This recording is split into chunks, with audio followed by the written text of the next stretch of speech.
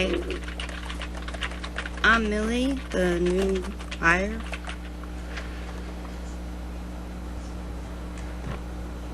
Oh.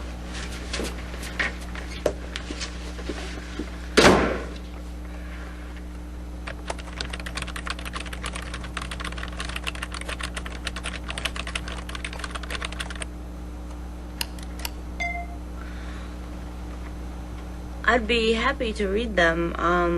Maybe we could talk about what my job entails.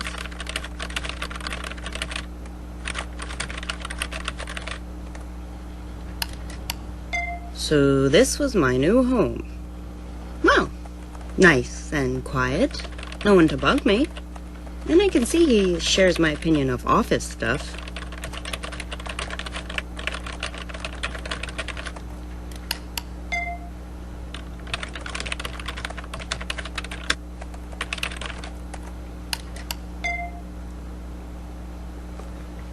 I.e.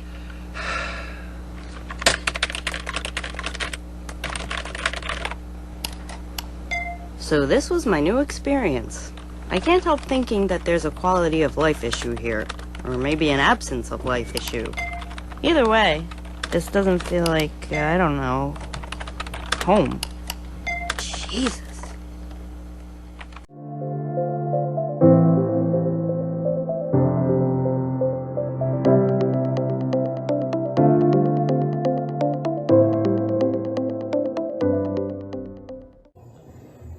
Good evening, everyone.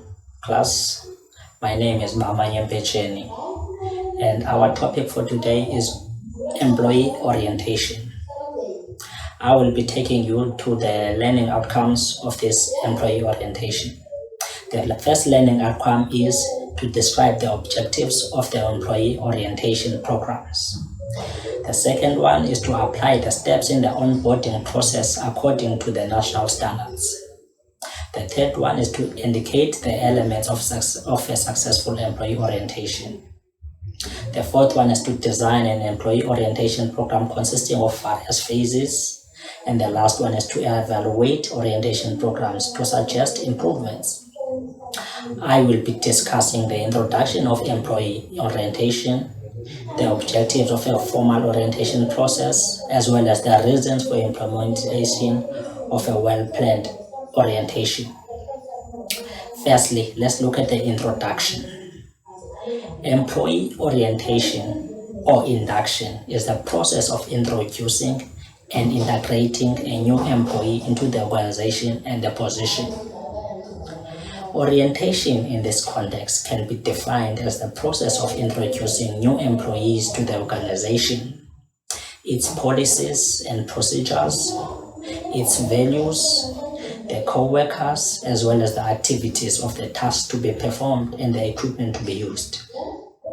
Some companies call orientation onboarding, which simply means familiarization with and adaptation to a situation or environment. May I explain onboarding as an essential bridge between selection or engagement process and the employee maintainable processes of learning and development. Performance management, reward management, employee relations management, wellness management, and organizational development. The second step that I will be taking you through is the objectives of a formal orientation process. What are the objectives of a formal orientation process? The objectives of a formal orientation process are that although employees enter an organization with their own sets of skills, values, experience, and knowledge, they must still be assimilated and developed in order to meet the requirements of the organization. Therefore, talent management begins the moment a new employee joins a company, because that person starts immediately to learn new methods, processes, values, procedures, as well as the systems of this new organization that the employee is going to. And the third step that I will be taking you through are the reasons for implementation of a well-planned orientations. What are the reasons for implementation of a well-planned orientation? There are 5 reasons. The first one is to reduce anxiety. This simply means that any employee, when they are put in a new strange situation, will experience anxiety that can impede their ability to learn to do their job. A well-planned orientation helps to reduce anxiety that results from entering into an unknown situation. The second reason is the initiation of employee development. This refers to training of employees. Because employees develop through training, for example, if you offer employees regular training programs, then they will develop. And an employee in the orientation process is no different, because by offering a well-planned orientation, you are actually offering training to the new employee and also developing that employee at the same time. The third reason is to assist in increasing employee speed to productivity. This is so that the employee can have a better understanding of the organization, its policies, processes, and procedures, and can therefore focus his or her efforts on contributing positively to the organization.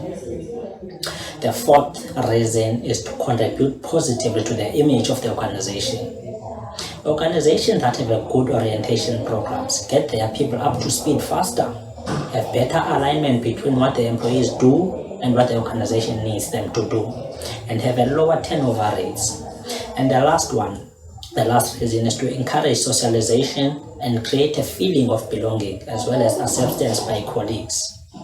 In the end, it is important to realize that a well-planned orientation process, although relatively cost-effective, can be the factor that determines whether employees stay or leave an organization. These decisions have serious cost implications for organization.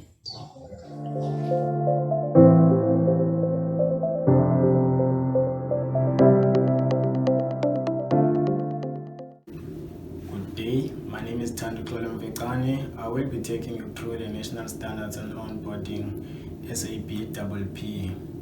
The National Standards on Onboarding is a subheading under Employee Orientation. SABPP is the professional body for human resource practitioners in South Africa, as well as quality assurance body for human resource learning provision. The purpose of the Human Resource Standard Initiative, which is driven by the SABPP, is to reduce inconsistency in the human resource practice and to provide a clear roadmap for planning and implementing the onboarding properly. There are various steps or different steps to be followed to ensure the effectiveness of the onboarding, which is SABPP. The first step will be an arrangement plan. Arrangement plan will include developing a strategy starting with what is really needed in the organization. The second step will be conducting the employee. Once the candidate has been selected, the next task to complete will be conducting the employee or the person and offer him the job. The third step will be the arrival of employee. The new employee orientation process begins even before the employee comes to work. Planning ahead of your new employee's arrival will allow you to spend your time productively on the first day of induction. And the fourth step will be the welcoming of the employee in the organization, which will be done a senior member in the human resource development or a senior member in the company in general. And the fifth step will be a general induction. The idea is to welcome the candidate and make him feel at home and safe in the changed surroundings, and to introduce him to the new practices, policies, and the purposes of the organization or a company. And the sixth step will be a human resource induction. Human resource induction is their process for welcoming newly recruited employees and supporting them to adjust into their new roles and their working environment. And the seventh step will be departmental induction. This is a key element in the induction process as well, because it includes a partnership between a human resource department and the division or department or work area where the new member will be working in. And the last step, which is employee evaluation and feedback. The purpose of the employee evaluation and feedback is to generally provide feedback to the employee based on his or her performance in order to correct any deficiencies to create and to create an increased opportunities in the workplace for the new employee.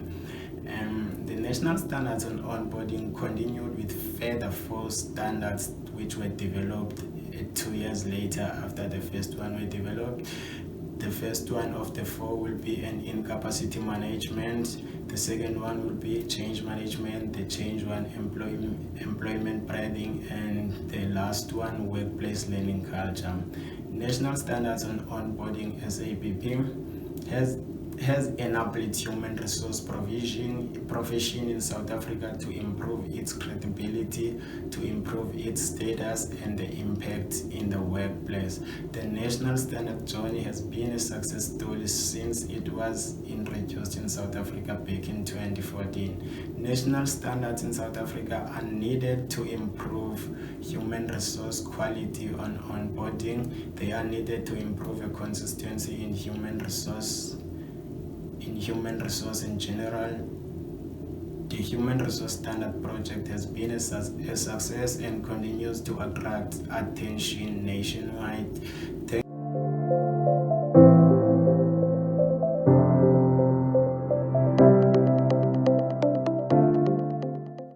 Good evening, my name is Mornè Van Heerden and I'll be discussing phases of planning orientation. A thoughtful new employee orientation process can reduce turnover and save an organization thousands of rands.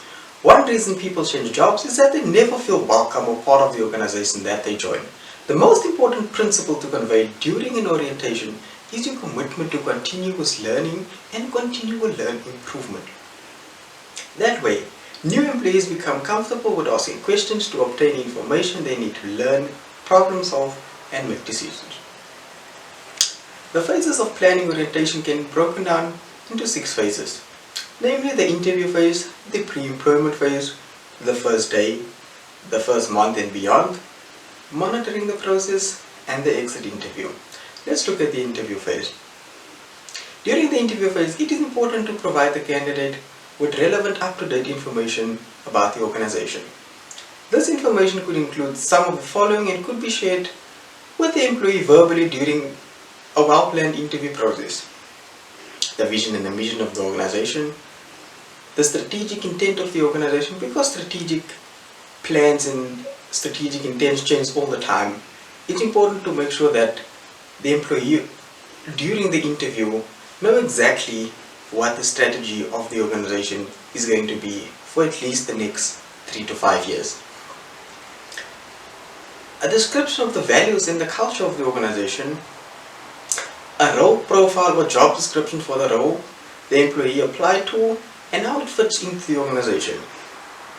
This is especially important if the role is a new role and if the person reports to someone who might not be an expert in that field. For example, I recently did a job evaluation interview for some guy who will be employed in the innovation space, and he'll be doing some drone things and 3D printing.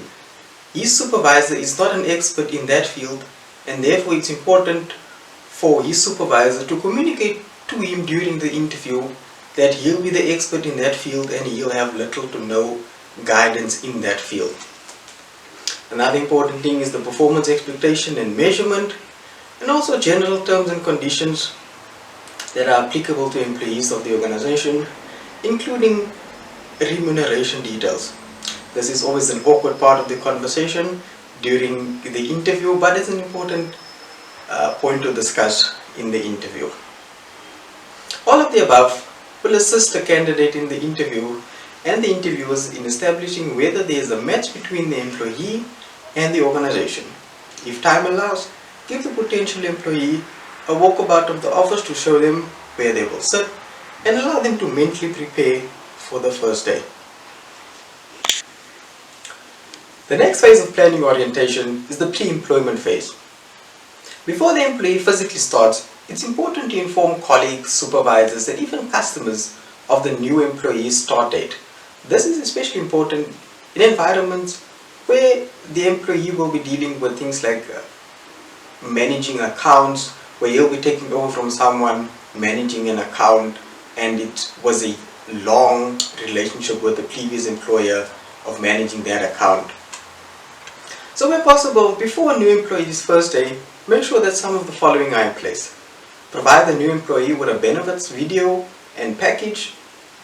Activate the work setup process. This would include things like a computer, the phone, office supplies. Also make sure that the computer that's provided is actually working. Make sure that the employee is set up on the payroll system.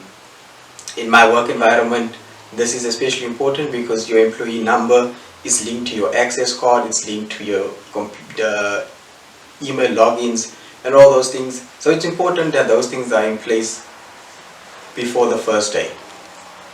You can also send the new employee's manager an onboarding your new employee information package so that that manager knows that he is receiving a new employee. Sometimes when there's office politics, some of the managers don't know that they're getting a new employee. This is very possible. So it's important to inform that manager that this person will start on this date and that he must make some time to receive the new employee on the date. We'll now look at an example of a pre-employment video.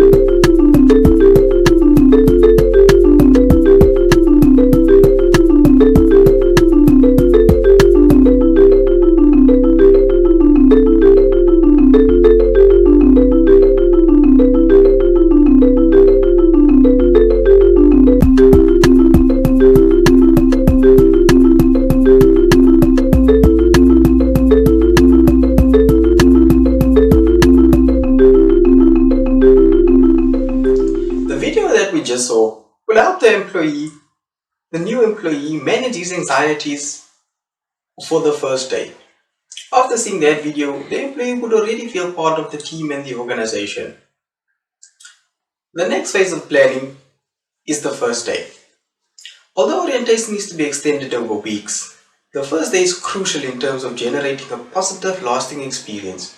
A well-planned first day with a written, personalized plan or agenda indicates that care has been taken to genuinely welcome the new employee into the organization and make the orientation process run smoothly. There's nothing as annoying as arriving on the first day and then not knowing who you need to go to, where you need to go to, and there's no one to receive you. Some of the important things for the first day is also to let, before the new employee starts, is to let the new employee know what are the starting times, who he will be able to meet there, when he arrives there. Sometimes for your first day you're very excited, so you arrive very early, so you might sit in front of a closed office and it might be dangerous. A new employee always remember his or her first day. Try to avoid unnecessary delays in getting new employees settled on the first day. The next phase of planning the orientation process is the first month and beyond. A comprehensive, well-written orientation plan has to be drawn up by the mentor or the supervisor. Final details to be discussed and agreed on with the new employee. Where required, the new employee should either attend training courses or observe new colleagues to make him or her fully proficient in his new position. Some organizations have structured orientation programs which is not always possible on the first day. So in my case, we have group orientation processes, and in my case, my orientation was 1 year later that it did the official orientation program. But between the first day and when that orientation process or program happens, you need to make sure that the new employee is fully engaged in his new role and is getting the necessary training to be fully proficient in his or her new role.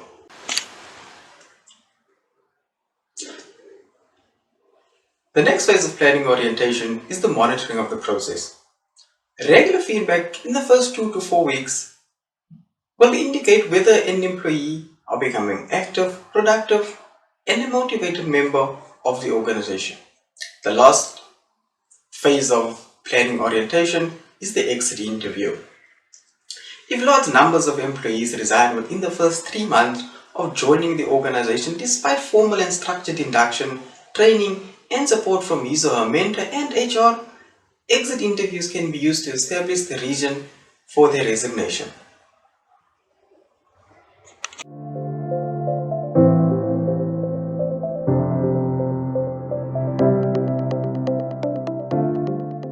Hi everyone, I'm Noelene and I'm going to be taking you through to the elements of a successful orientation program. But before I do that, I'm going to show you a small video of what could happen if the proper elements are not implemented for a successful orientation. Francisco is a new employee at the university. On his first day, his laptop wasn't ready, his chair was broken, and his supervisor, Stacy, was out of the office. He was sent to a conference room where someone from HR helped him complete a bunch of forms. He was not introduced to anyone, and when he asked a colleague a question, they were too busy to help. He had no one to go to lunch with, and since his laptop wasn't ready, he sat and flipped through a stack of old manuals and reports all afternoon. By the end of the day, he felt like he had made a terrible mistake by leaving his old job. As a result, he feels isolated, demotivated, and unhappy.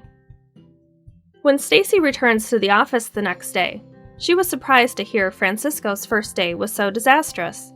In her sink-or-swim mentality, she thought he would have been more successful because he was so promising in his interview. Instead, Francisco seems withdrawn. Stacy is frustrated because every time someone new needs onboarding, it's a mad scramble to remember what to do and who does what. Francisco decides to stick it out, but struggles to become a productive member of the team. Fast forward 3 months, and he's still trying to figure out some of the processes and key people for getting his job done. Hi guys, welcome back. I'm going to take you through the first 5 of the 10 elements. The first 5 are to give new employees what they need, to allow enough time for orientation, providing a bonding experience, make orientation universal, and immediate implementation. New employee job orientation is a process where employees are given access to information, programs, and other services about the organization. And this is done with the intent of encouraging employees and giving them the tools and motivation for them to perform and become active and contributing members of the organization. However, a lot of planning and organizing is required to ensure a successful orientation program. Therefore, solid orientation programs should include several key elements. The first one, as I mentioned earlier, is to give new employees what they need. First off, introduce new employees to their new environment because this is where they will be spending most of their time in the future. This includes making them feel welcome by introducing them to their colleagues, providing them with a fully equipped office, training them on how to use their office equipment, and fully explained job expectations. You should also allow enough time for orientation. The orientation does not end when you think you have explained everything to the new employee. It is a continuous process and maybe would last months. So along the way, the employees might have some query that you will need to still answer. So you need to check on them from time to time and ask them, What are they doing? How are they feeling about the job and the company and the whole process? Try to address any of the concerns or issues that they may have. It goes without saying that you should encourage new employees to ask questions because some of them fear that they are incompetent. So by assuring them that you will always welcome their questions, you will give them the confidence to ask and learn in the process. This is why it is important to continue long after the new employees have gone past the stage of being a newbie. The third one is to provide a bonding experience. For all new employees to connect with their colleagues, the organization should provide opportunities during and outside working hours to help build on relationships and teamwork, which will also ensure retention and building of networks.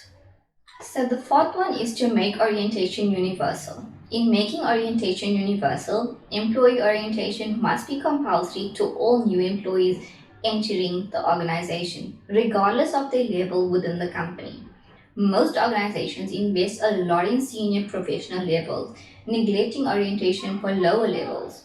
Another excuse for not conducting orientation is due to geographic locations.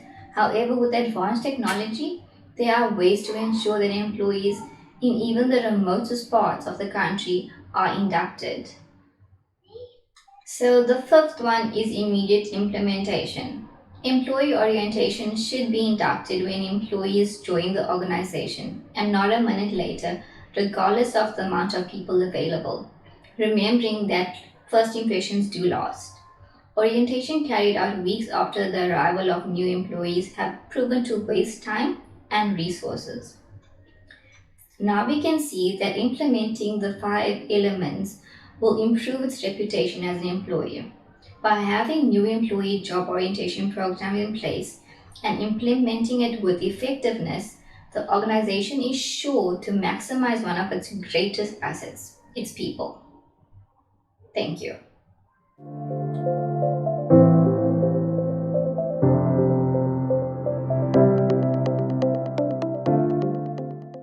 Good day all, I'm Nicole Francis and I'll be covering the remaining elements of successful orientation, namely announcing the appointment, simplicity, emotional element, management involvement, and human resource involvement. Announcing the appointment. Announcing the appointment of a new employee can be made in several different ways. When done internally, it can be done through means of notice boards, newsletters, or emails. You may think, why would this be important? Remember that by sharing the background and skills of the new employee to the rest of the organization, you are ensuring that the team is made aware of the new employee's arrival, but you also help in allowing the new employee to feel welcome. Simplicity. With 11 official languages in South Africa, it's important to keep the language used during orientation simple and understandable in both written and verbal communications. Keeping in mind, of course, that the level of employment as well as the industry type does have an impact on how the orientation is conducted. By being considerate of your audience, you are able to not only keep the communication simple and easy to understand, but ultimately it assists you in bringing the message across and ensuring that your audience is able to understand. Emotional element. It's important to bring an emotional element to the orientation program. Bombarding the employees with large amounts of information around rules and procedures without allowing them to truly connect with their co-workers could ultimately have the opposite of the intended effect. You might think to yourself, how do I go about doing this? Simple. Allow your employees an opportunity to break away and form groups which allows them to engage with one another. Encourage them to have a lunch. This is not only social but allows them to connect with one another through sharing of information. You could also introduce your new employees to some media content such as videos around the corporate social responsibility and the activities that your organization partakes in, which ultimately allows them to feel part of a greater organization. Management involvement. Management involvement in the orientation process has a positive effect on the outcome of the orientation. Imagine being a new employee and only ever seeing your senior management or executive management by means of an organogram. By encouraging and incorporating your role players, your senior managers, your executive managers, and encouraging them to participate in the orientation program, not only creates a sense of belonging for the new employee, but it also allows them to feel a sense of importance, that these particular key stakeholders and key individuals have taken the time out of their schedules to introduce themselves. This definitely will have a positive effect on new employees. Human resource involvement. HR's job should not end at recruitment. Instead, the involvement should continue throughout the orientation process. Keeping in mind, of course, that it is the line manager's responsibility in most cases to not only plan but conduct the orientation. By including HR practitioners, they are able to offer information that a line manager potentially could not. It also introduces the employee, in most cases, to their HRC. This relationship is then further strengthened by allowing the HRC to offer information to the new employee, information such as career guidance or perhaps information around benefit structures. There could also potentially be questions that the new employee may be reluctant to ask their new line manager and may feel more comfortable in asking the HRC. I'm now going to display a short clip on what orientation should look like and the positive effect it can and will have on a new employee. This time, Stacy keeps in contact with Francisco even before his first day and outlines what he can expect when he gets there, like where to park, directions, and sending a welcome email. Upon his arrival, Stacy greets him and introduces him to a few key members of the team, and then she takes him out to lunch. The next day, they have a meeting where she outlines some of the cultural aspects and performance expectations of the department, and they plan to have regular check-in meetings once a week. As a result, Francisco is excited to be at the university and part of a well-run department that values their employees and is engaged and productive in no time. Effective onboarding goes much deeper and further than a checklist, and it doesn't matter if you're onboarding a faculty member, a staff member, or an executive. It's an opportunity to engage the employee from the beginning to create a long-lasting relationship and productive performance. Effective onboarding involves partnership between the new employee, your team, and the supervisor. It takes planning and consideration, but the outcomes are worth it. Next time you have a new employee, make sure to thoughtfully plan, onboard, and engage them. As we could see in the video, the line manager took the time out to not only keep in touch with the new employee, but to welcome them by means of an email, by introducing the new employee to co-workers and also having a social lunch with the new employee. This not only strengthened the bond between the new employee and the line manager, but also created a sense of belonging within the organization. Now, in most cases, the employee orientation program is the first major introductory experience that a new employee has. Seeing that this experience leaves a lasting impression, it's important to not only structure the program correctly, but also to implement it effectively. You can do that by following these 10 elements previously mentioned. In doing so, you will have a more productive and motivated employee at the end of your orientation program.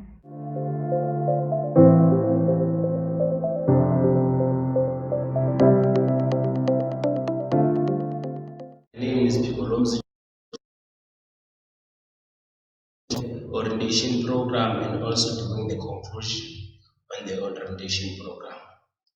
First of all, orientation program is important in the organization because it introduces the newly employees to the organization on how does the organization work and what is expected from the employees. But the orientation program might have some of the pitfalls that might affect the orientation program, or it might affect the newly employees in the long run. These pitfalls include, one of the pitfalls is when you have too many people responsible for the orientation program. And that means that the responsibilities have to be shared amongst those people who are responsible for the orientation program, which means somewhere, somehow, it might have confusion to the newly employees because they won't keep the names of the people who are responsible or the things that need to be done. But if it's done by individual or 2 or 3 people, maximum can be 3 people, that might help the newly employees or the program to run smoothly. The second pitfall of the orientation program is giving too much information to the newly employees. Too much information to the newly employees might affect them because they are new and they also want to know what's happening in the organization. But if you're giving them too much information, that might have an impact in the long run. Some might lose the very important thing that was said before at the beginning or during the orientation program, which might have the results in the long run. The third pitfall of the orientation program is not giving enough information. Remember, I've said giving too much information. Now I'm saying not giving enough information.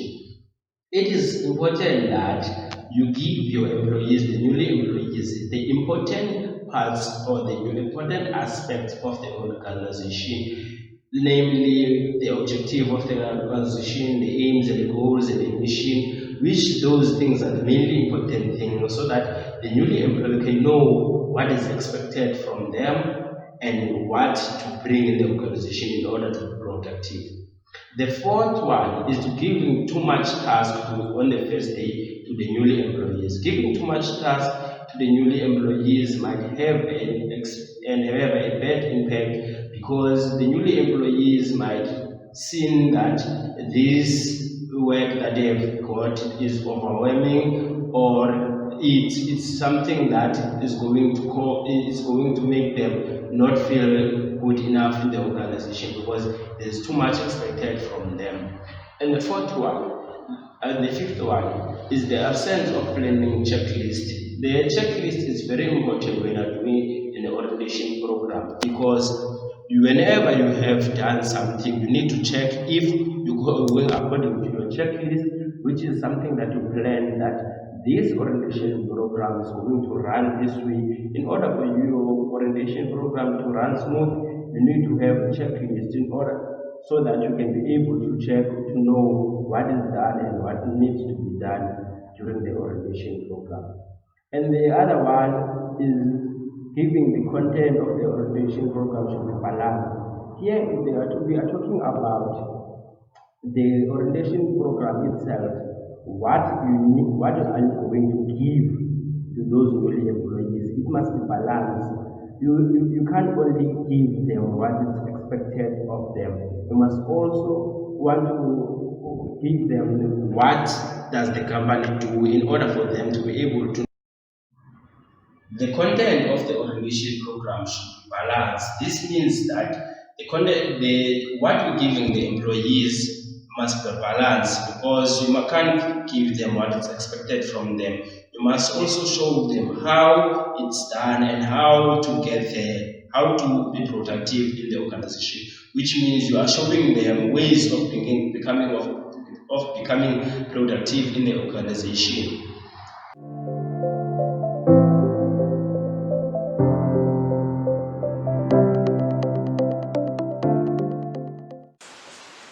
A well-planned orientation process can be determined that reflects an employee's decision to stay with an organization as it sets the tone for what is to be expected. Implementing the HR standard initiative driven by the SABP will reduce inconsistency in HR practice and assist in the overall planning and implementing of onboarding. An effective orientation program, or the lack of one, will make a significant difference in how quickly a new employee becomes productive and influence other long-term impacts on the organization. If your employee orientation includes the 10 elements of successful orientation programs, you know that your organization is on the right path to welcoming and teaching new employees. In conclusion, employee orientation is an especially important aspect in introducing the new employee to an organization, ensuring that all the steps and guidelines discussed are followed. Not only will the retention of employees improve, but so will productivity.